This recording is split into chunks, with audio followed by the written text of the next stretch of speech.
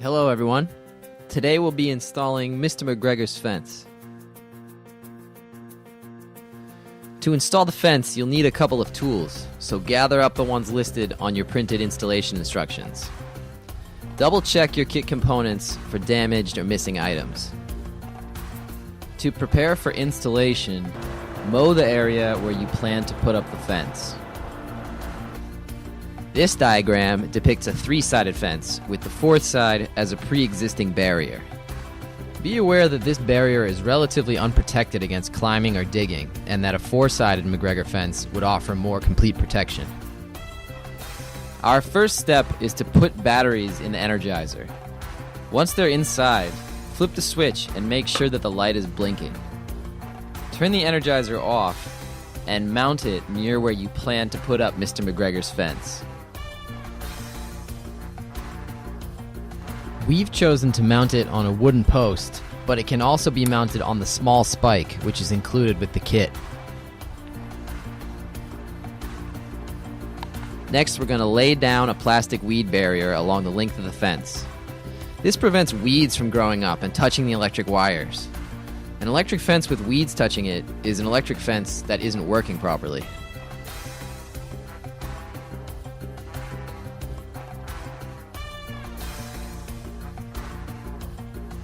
The black plastic weed barrier is pretty ugly, so we'll be covering it over at the end of the video with bark mulch or hay.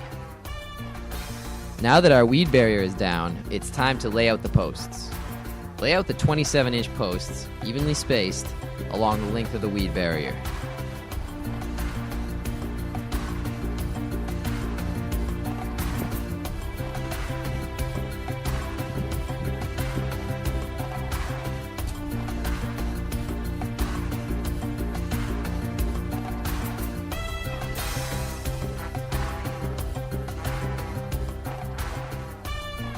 Take out the green mesh and unroll a section.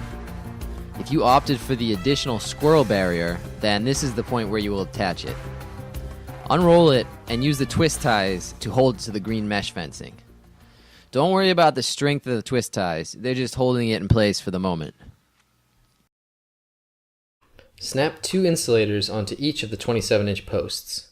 Put the first one at the very top, facing downwards, and the second one 18 inches down but facing upwards. Hammer in the posts using a block of wood, making sure not to damage the top insulator. Drive it in until the lower insulator is nearly touching the weed barrier. Slip the green mesh fence onto the insulators and slide them towards one another until they hold the fencing securely in place.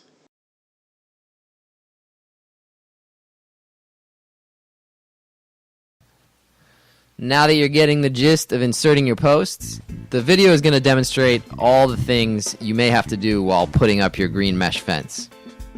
This includes going around corners, splicing together fence pieces, cutting fence pieces, and finishing off the fence.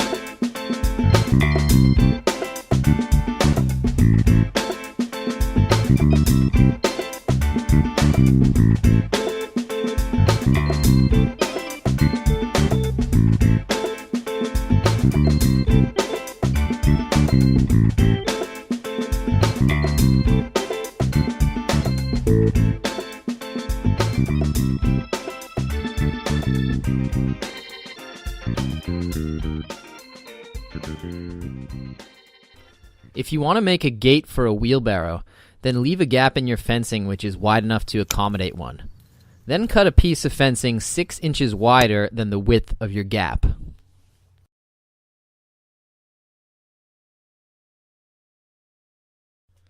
Attach this piece of fencing to both gate posts in the same way you attached the rest of the fencing.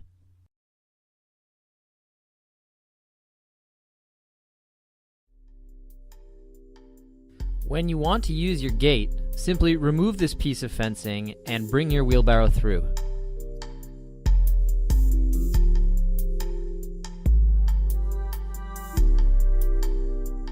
Place 2 insulators, spaced 4 inches apart, at the top of each of the short posts.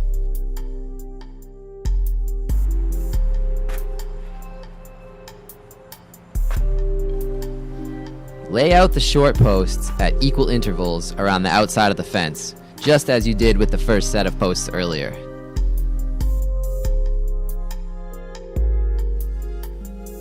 For line posts, meaning non-corner posts, drive them in at a distance of 3 inches away from the base of the green fence. These posts should be driven in until they stand at a height of 9 inches. Corner posts should be driven in 5 inches away from the corner and stand parallel to both sets of line posts.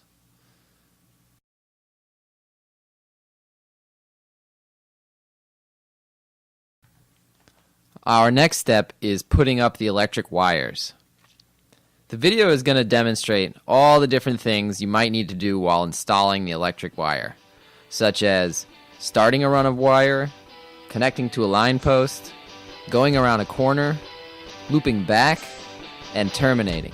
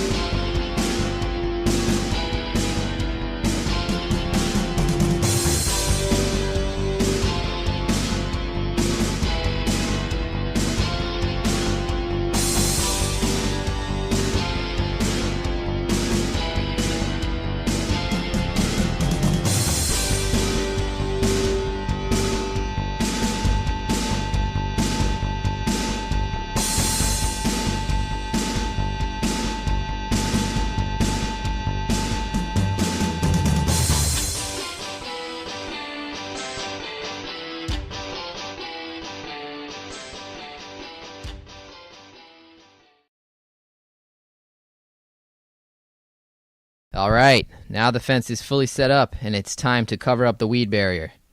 This is done to protect the barrier from damaging sunlight and to be aesthetically pleasing.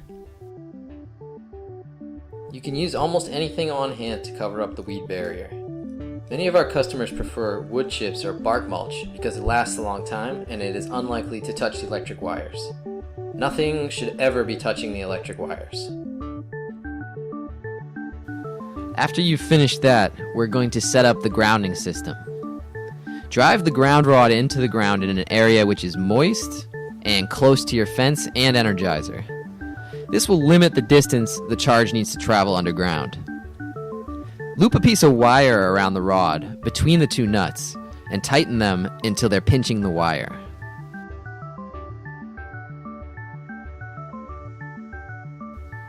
Run the other end over to your energizer and attach it to the negative grounding terminal.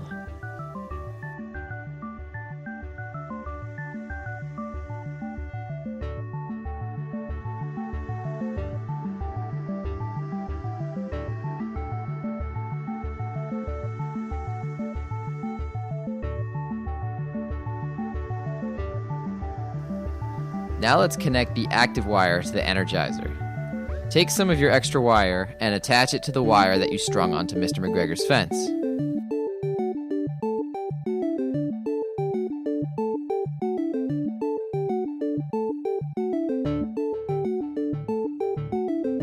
Use some electrician's tape to hold it in place.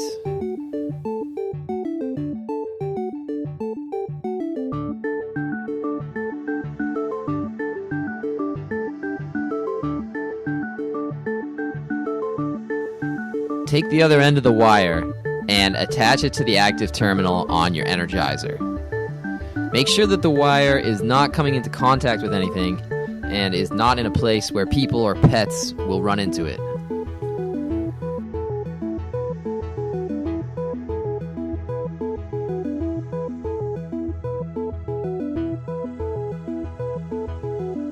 To test the fence, first turn it on and then hang the tester on the active wire.